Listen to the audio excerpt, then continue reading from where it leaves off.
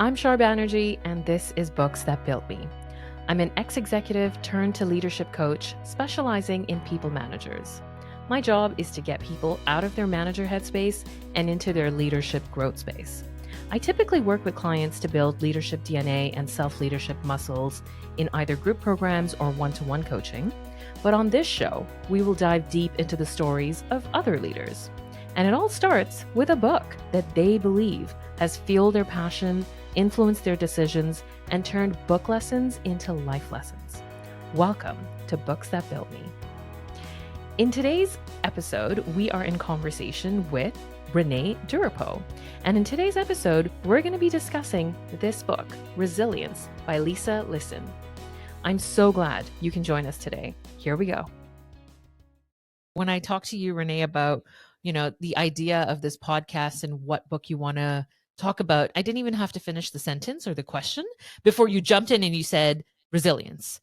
Resilience by Lisa Lisson. Like, that's the one that we're going to be talking about. So I'm just so thrilled by your energy and everything that you bring to the table. And I'm so excited to jump into this book with you. Before we do that, I would love if you could maybe talk to our audience about who you are and what's the work that you do in this world. Thank you. First of all, thank you for having me, Shar. I am thrilled to be here, excited, and a little bit about myself. My name is Renee Durapo, or Durapo in English. I go by many different accents. I am French from New Brunswick, and I am currently a fitness instructor and the owner of Be Strong Fitness.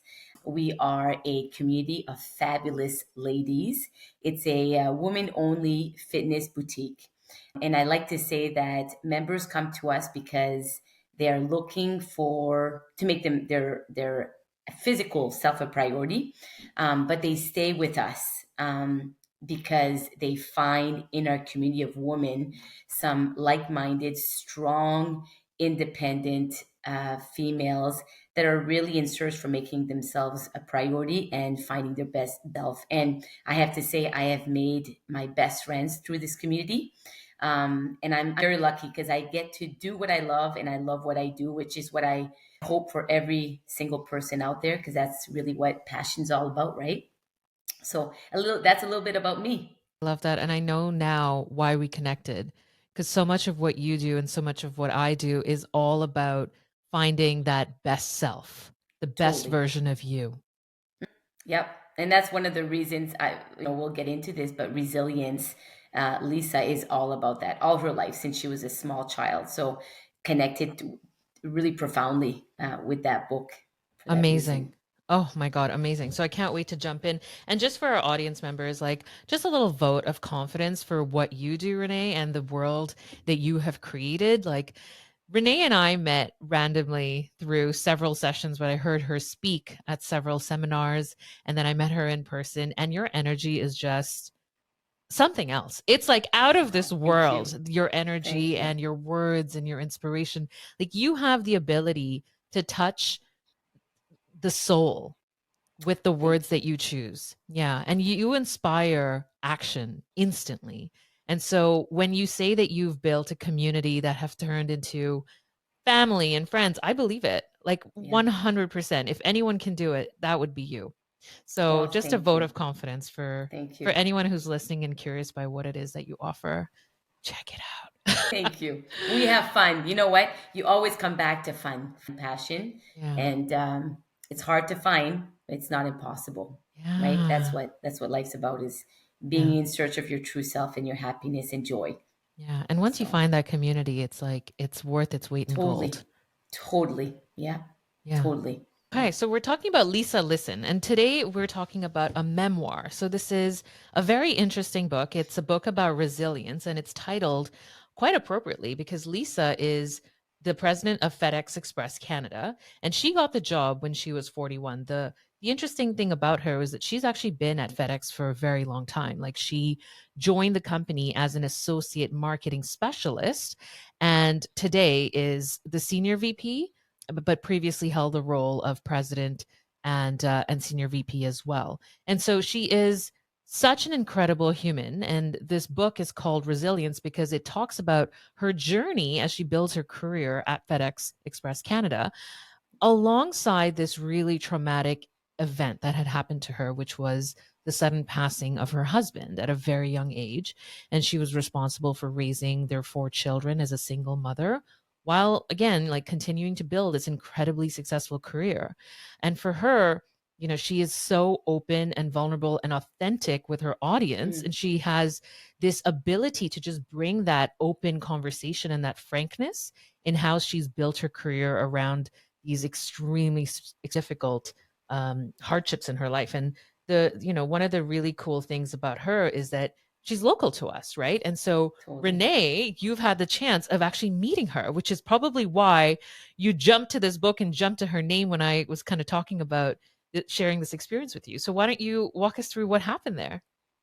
So yeah, I was invited to a conference, a local conference in Burlington, and fortunate that she was a guest speaker, and Lisa was there speaking. It was an all female. It was an alumni for Western Ivy, and I was my sister in law. Is a Western graduate, and she invited me as a guest. You were able to do that. So it was a room filled with females, and she basically spoke about the need to stay true to yourself. And she had just within the year authored Resilience, her memoir, and she was presenting it as a gift to every single person out there. And I have to say, after walking out, had that book not been given to me, my next stop would have been Chapters Indigo and buying it, because she is an incredible woman. I mean, if you don't have the chance to ever see her in life, in real life, speak, um, just her book, you finish that book and you feel connected to her. You feel like you would love the opportunity to go for coffee and just get mentored by this incredible, gifted and talented woman. So it was an amazing turning point for me, because I was at that point still in corporate life. So I've led multiple I've been in entrepreneurship at 14 years old, and joined corporate life, and then joined our family business and was an entrepreneur with my father and mother. And now I'm an entrepreneur alone. And at that time, I was in the corporate world. And as a woman in the corporate world, in the meat industry, a very male dominated industry, it was an eye opener for me. And Lisa really gave me a gift that day, that to this day, it's been several years, I will be living things, and I go back to resilience. I go back to Lisa. So my goal one day is to meet this lady again. I'm always on her social media seeing where her next speaking opportunity is going to be. And who knows, life has this way. I live in Oakville. She lives in Burlington, Oakville area. So you never know if I'll meet up with her, but she's quite the inspirational. Just never know. And I'm so happy that you put it into the universe at the That's goal. right. And you know what? It'll come true for I hope sure. so. Yeah. Absolutely. Yeah. I'm so thrilled that you shared with us the first time that you met with her and the impression that she left. And the book itself was instrumental to so much of your growth, it sounds like. And so let's jump into the book, because this is why I have, this podcast built to life, in that when we read a book, we're just so in somebody else's story. And Totally. studying something in theory or sort of living through somebody else's experience is just like level one, really, of Mm, developing ourselves. And level two is really taking what it is that we're learning from a theoretical standpoint and applying it to our world. And it shows up yeah. differently. And so I love that you introduced the idea that you have used so many of some of these concepts in your personal life. Can you walk us through one or two that have really moved you? Yes. We have this lady by name of Lisa who, in theory, she's a pillar of strength, right? With all the hardships that she's gone through. And despite all her strength, I will speak to a point in the story in her book. It's right at the end where after her husband is on life support for 2 years. So Lisa, um, her personal life was such that at I think she was 38, at 39 years old, her husband suffered a massive heart attack. And for whatever reason, after about half an hour, they were able to bring him back. And for the next 2 years, Lisa chose to keep him on life support. Now, 2 years, that is over 700 days. And that is in itself phenomenal that she kept that hope going. And she is a pillar of strength. Through that, she managed to go up the ranks at FedEx, raise four kids as a single mom, and nurse or try to nurse a husband that was, was on his dying bed. And there's a point in the story where the end of it's almost 2 years, her husband not been on life support, and she has to make a decision whether she's going to let him go. And she finds a necklace on the ground. She's in Toronto, she's out with her friends, and she finds this golden necklace on the ground, and it has a cross. And this woman of strength, where you would think has all the answers, is a successful executive.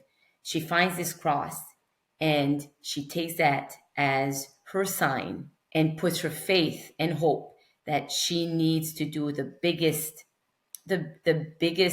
challenge in her life is let her husband go after 2 years. We all know, when you put something off, it gets harder to act on.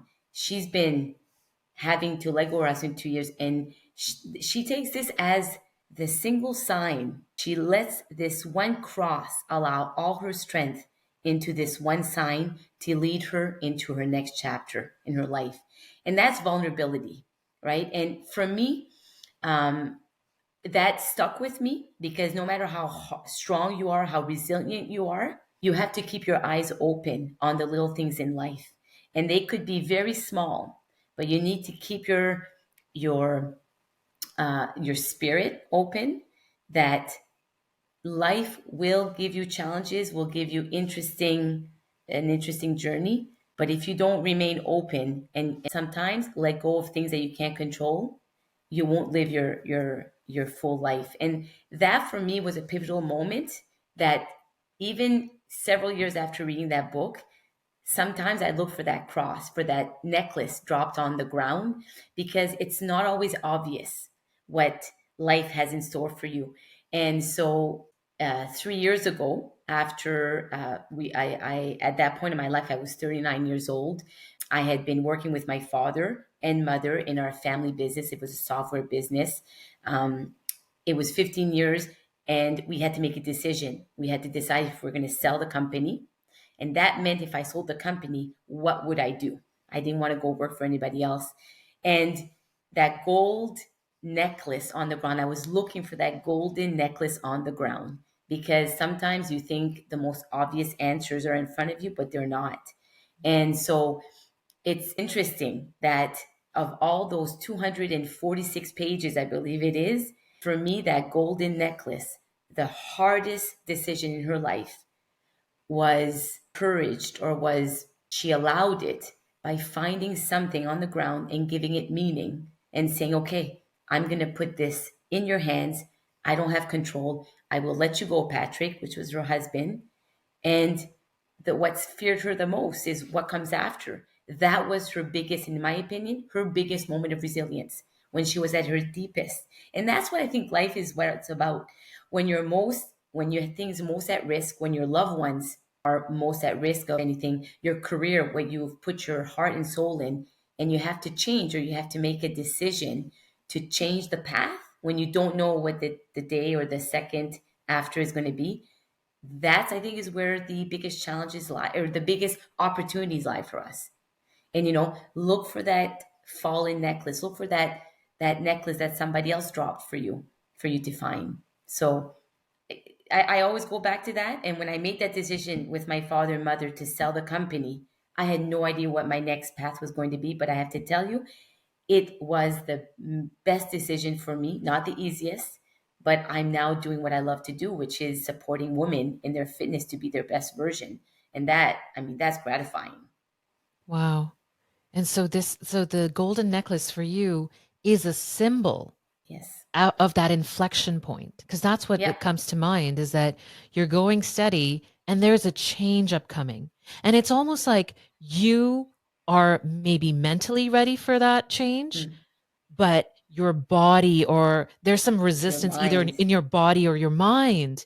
Yeah. And it's almost like this thing enables you to imagine a different future. Completely.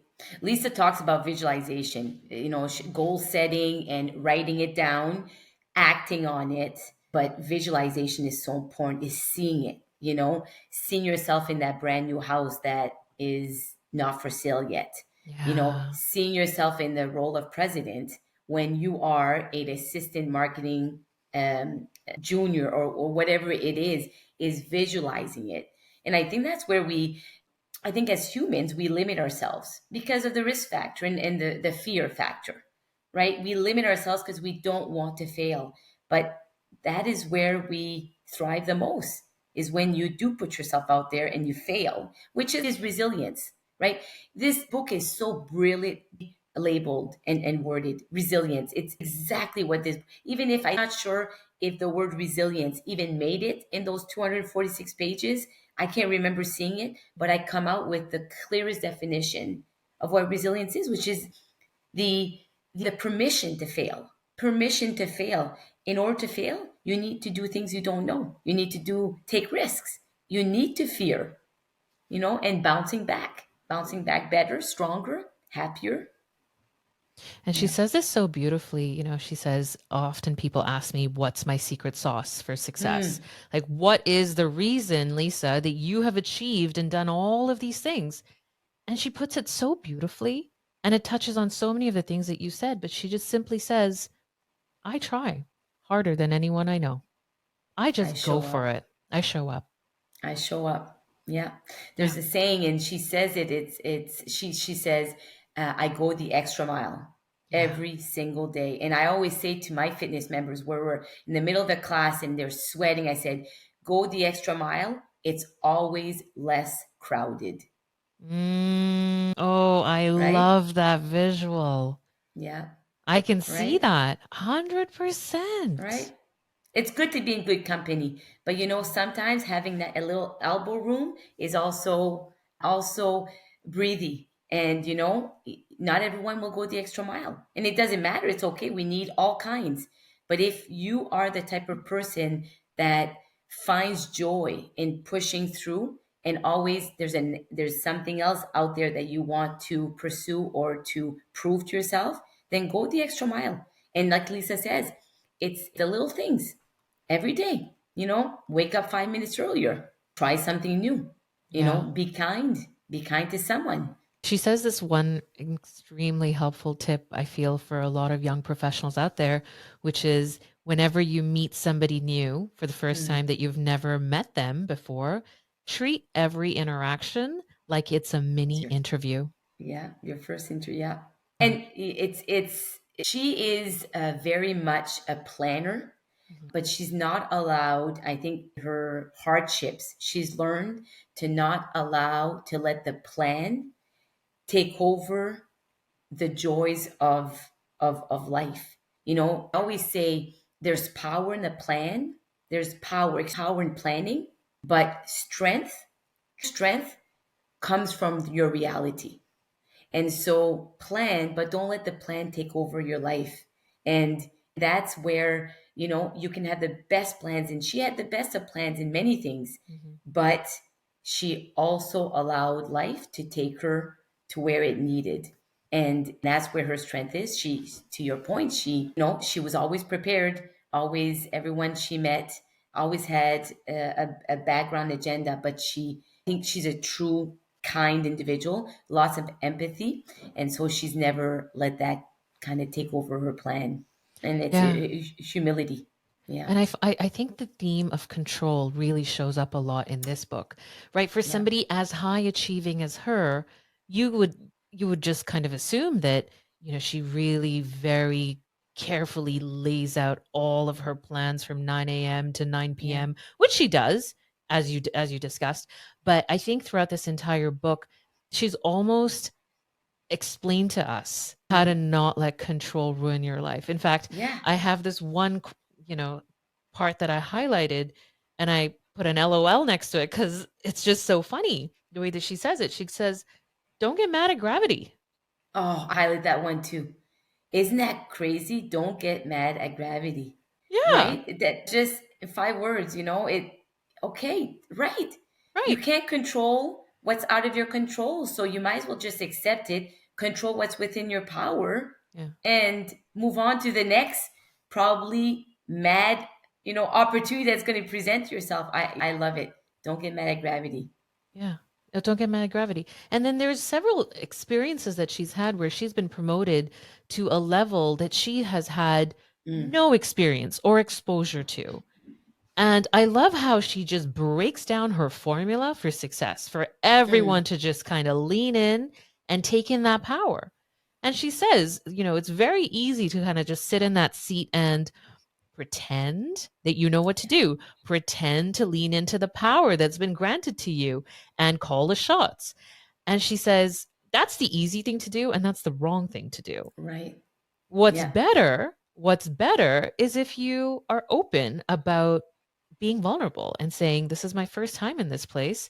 And I'm going to reach out to a whole new network of peers who've been in my position time and time again. And I want to learn from them because I don't want to learn about, putting the wheels on the car. I know how the car runs. I might as well go to the factory and That's it. interview the mechanic and understand how cars can run better instead Yeah. of doing all the work by myself. I think that's one of her, she, the, when you said, what's your secret sauce? What's your secret recipe? And I think another one of hers is she is a lifelong learner. Mm, I think she was born with that a bit, that openness. She also had an amazing community of role models that she chose to use as role models because of her openness and in her humble, knowing that she doesn't know all the answers. And it's funny because when you think about your own experience in your life, whether you were a 5-year old learning a new sport and you had a coach, whether it was your grade one teacher teaching you how to read, mhm, whether it was your university prof teaching you a different way of learning, because we all know university, whether it was your first boss, the one quality in all of those instrumental people is how they make you feel. It's not how they are, it's how they make you feel. However, the way they are makes you feel a certain way. And the more you can connect with them, which is true vulnerability, seeing their weaknesses or seeing that they're not perfect, makes you feel more comfortable.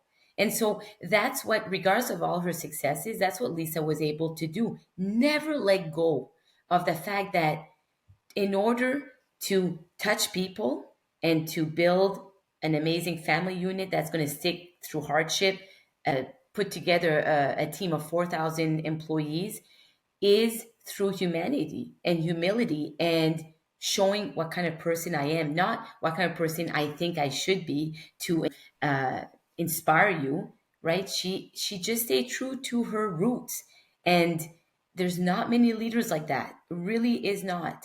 But throughout her whole book, she continually comes back to that. I just kept showing my real self to people, and she was not afraid how she looked, mm, which is vulnerability. It wasn't about her. It wasn't about her being the best VP of sales when she had never done it. It was about her being the best for her team. And I mean, I can relate. I've taken positions on in my career earlier on than I felt my age and my experience probably allowed, kind of garnered it. And I remember feeling the most vulnerable. Some days, some moments, or some opportunities, I didn't act as I should have. I kind of became more defensive because I thought that's how I was supposed to.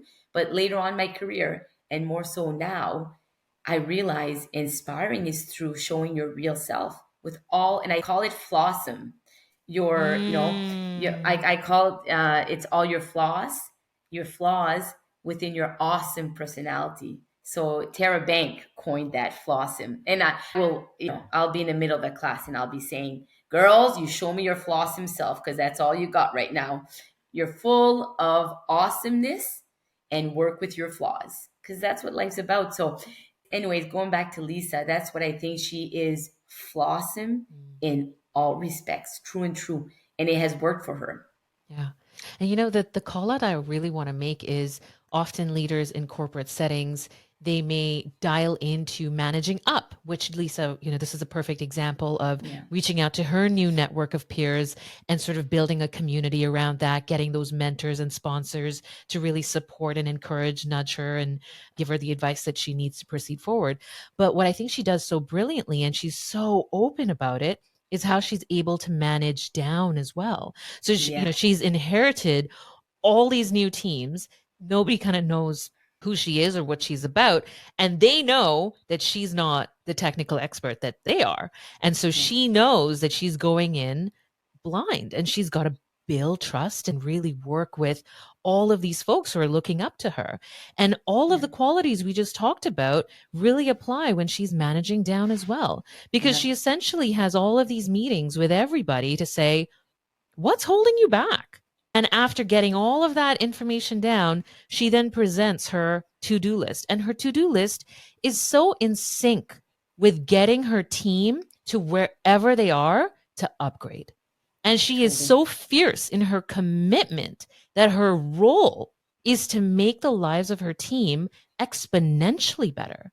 And I Yeah. love that she says it with such ferociousness, not only to them, because that's who they're listening, but to everyone else in the organization. That's her stance, right? She Yeah. says, my role is to be the system through which Yeah. everyone else thrives. And I'm going to dedicate myself to that objective. And she does it over and over and over again.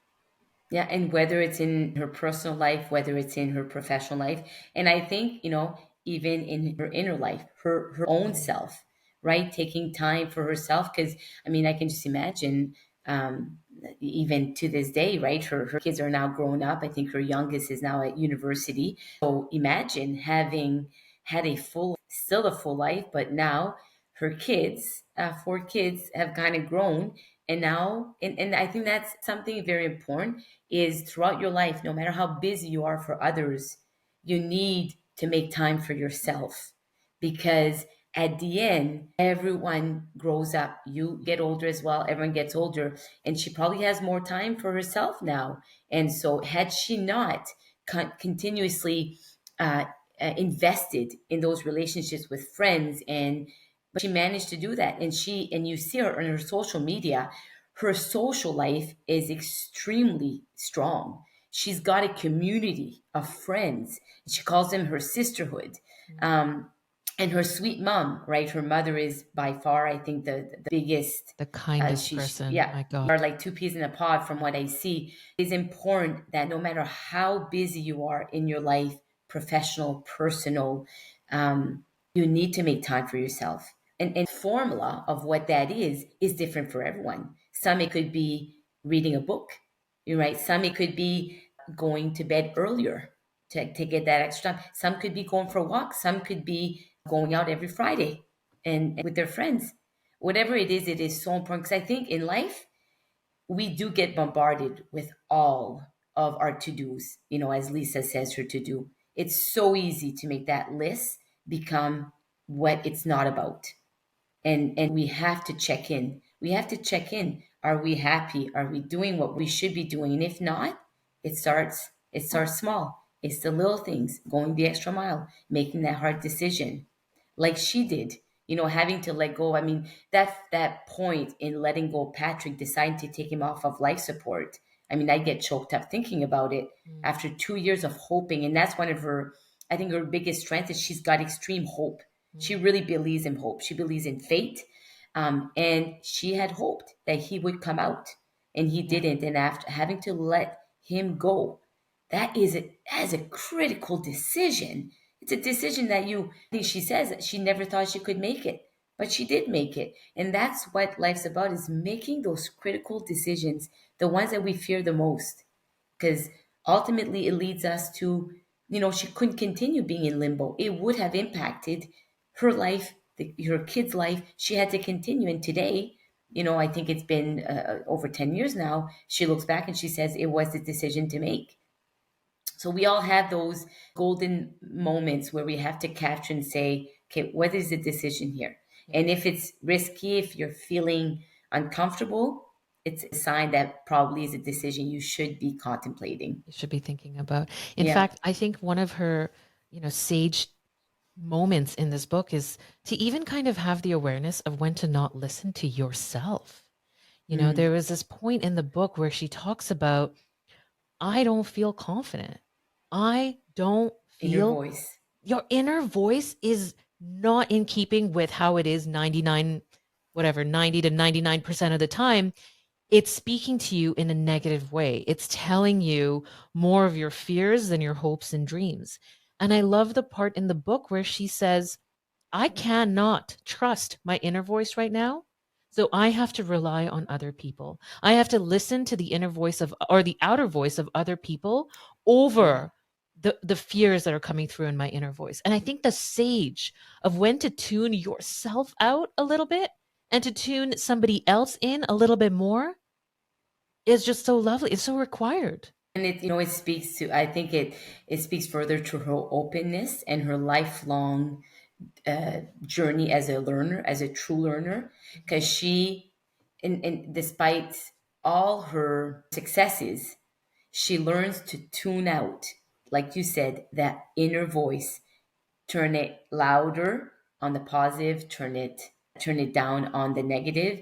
It's pretty impressive, and she does that obviously in her moments of most vulnerability. And I think at that point is she was given the role as a VP sales, and she had never done sales. In fact, she hates negotiating. She Yeah. says, I hated it. She used the word hate, which is a strong word. She goes, I hated negotiating. My husband would always do the negotiating, and here I am.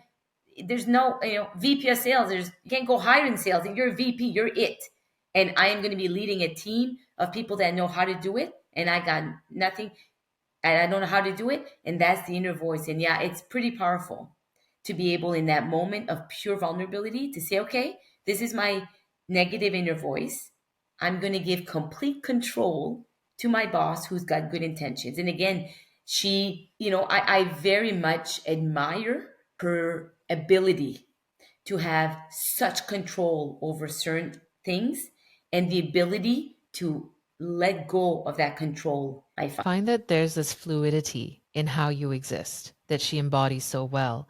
And she Mm, even calls this out in her leadership style. She says her leadership style is situational, in yeah, that different environments, different people, you have to be, or you have to act or be a certain way, or you have to treat people the way they want to be treated. It's basically a focus on the situation. And this mm, very much calls out exactly what you were saying about this fluidity in yeah, which you have to either lead or be led, professionally or personally. yeah. And it's one of the really cool things about this book because she goes through this extremely personal, difficult hardship, but she ties in all of these themes from a professional standpoint. It is so intelligently laid out. Every chapter is one part, either professional or personal. And she weeds in and out the professional, personal. And what's amazing is, to your point, the values, her essence is the same, Yeah. only lived differently between these two Yeah. lives. And she doesn't have to say it. She just recounts her life, and you Mhm. see it. And you see how the same value of a strong work ethic, how that came into her life on the personal side and also on the professional side. And and I think that's what she is, a real person. She's authentic. And you finish this book and you just don't want this book to end. You want to know, where is she now? Chances are you're going to end it. You're going to go and reach out and see where she's at now, because you want her to be successful. You Yeah. you want to see this continuation of what she embodies. Yeah. And I can attest to that. You started talking earlier about how connected you felt to her, that if you didn't get the book for free, that you were heading right to chapters to Oh, pick up a copy right 100%. away. And, I think that's unique to your experience because you saw her talking, but I can attest to the level of connection that you feel once you close this book because there are so many things that she does even in the middle of the book. There are all of these pictures of her and Patrick and the kids and their time together, the stories there, and you put a face all of the stories, and it cannot help but be rooting for her. You cannot help but feel like you are applauding her, right? Like you are so connected to who she is. The essence of her, is on every single page in every It chapter. is. Yeah. And it's very raw. And I think it's raw because she puts her heart on the table on every single page. She doesn't try to hide. Yeah. She doesn't try to be somebody else. She's just raw reality. Yeah. And we are all humans at the end of the day. We are all imperfectly perfect, or perfectly imperfect, I should say. But you connect with her, and that's what I think books do. And you said it so well at the beginning. What is captivating about books is you open a book and you see yourself in it, and the more the book speaks of reality, I find the more you get connected because you see yourself in it. You see how it's able to have an amazing day, and then the next moment is just dark and gloomy, and you wonder how you could in one moment be feeling all up, and then all of a sudden you're down. Guess what? You're human, and until you can accept that and see, hey, I'm having a bad day, it's okay, tomorrow's going to be better, and if it's not tomorrow, it's going to be the day after, Yeah. right? And I just want to call out, like, I opened this book and there's a part in the book that I saw you, Renee, because Oh, your attitude. And this I would say a lot of this book is, it comes down to attitude.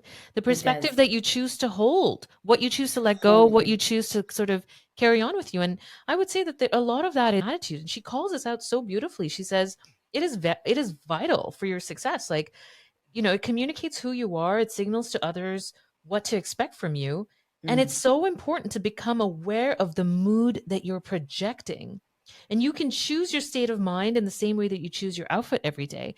And as Oh, I I read love that that, I one. thought of you. I was like, of course, this is the book that you picked, Renee, because this is your superpower too. Oh my goodness, it's so funny this you say superpower attitude. I always say, when I was in a corporate and our software company, we hired for attitude, and we build for aptitude, because you can learn anything, right? Lisa is the living proof of it. She did all the departments at FedEx, and that's why she's president, right? But I love that. Great how she put in the outfit in there. Yeah. You choose your attitude like you choose. And I wrote that down. It's so fun. I highlighted. And it is. It's mindset. You know, your superpower. I always say, I'll take a diverge here. They say when you're raising a child or you're communicating with your husband, it doesn't matter, your partner, that the three most important times in a child's life when you're upbringing them is when what you tell them first thing in the morning, those three words you say first thing in the morning, when they come back from school and they've had a heavy day or a great day, and the last three things you tell them when they go to bed, before they go to bed and they go in their dreams. And I always tell my child, I try to tell her every week so it understands it. I say, your biggest superpower, my dear, is your mindset. It's that inner voice. It's what you choose to think. Because what you choose to think, you say. And what you say, you project out there. And that is what people's perceptions are of you. And I always say this, I was 9 years old, and my mom started seeing in me this. I was lacking confidence. I was doubting myself. She gave me this paper. It was printed on purple, on a purple piece of paper. And it said, it's not what others say to you, it's what you say to yourself after they stop talking. It's not what others say to you, it's what you say to yourself after they stop talking. That comes back to mindset, it comes back to power of thought, it comes back to your inner voice, and it comes back to self-confidence and self-worthiness. And I think in life, we will be always challenged on our self-worth and what we believe ourselves. And it comes to mindset, which is your biggest superpower, and attitude. It's like choosing an outfit every day. And nobody likes to put on a bad outfit and look bad. So why would you put on a bad attitude and look bad, right? So I love that you highlight that. I highlight that one too. Not when you have the awareness that you get to choose who you want to be today, who That's you it. want to be and what you want to do in the world. That Totally. conscious choice. Oh, Yeah. what a beautiful note to end this on. I mean, I see so much of you in Lisa. Oh, You that is know, the biggest compliment. I got goosebumps. Seriously. it's true though. Like what we sort of into is such a reflection of Lean where in. we are in our lives. And I am so grateful to you, Renee, for introducing this book to me. This is one of the books that has built you. And I am Yes. so honored to talk to you and learn more about your story and how it's translated into your life. Well, For- thank you. yeah. Thank you for giving me the opportunity. I was excited, and admit I was a bit nervous of what to expect. And this has really been a growth for me to relive this book. I read it again, and I will continue reading it. But when you have a target, do something and fit it in your life, you've given me that, and thank you. And I'm most likely going to remember that golden cross, a Mm. necklace that she found a bit more than I have in the past, and I will just it will just a shar will be added to it every time. Yeah. And so for everyone listening, I'm sure they're all thinking, what's another book that has changed you or built you into the Renee that you are today? Well, it's funny. You may have heard me speak of this one again in the past. Is the book "Eat That Frog" by Brian Tracy. So, first of all, I just love the title "Eat That Frog" because who wants to eat a frog? But it is, it's very, very different than Resilience.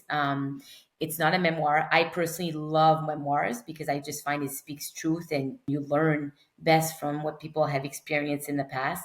But this one is very practical, and it speaks to what I struggle with, which is procrastination. Perfectionist.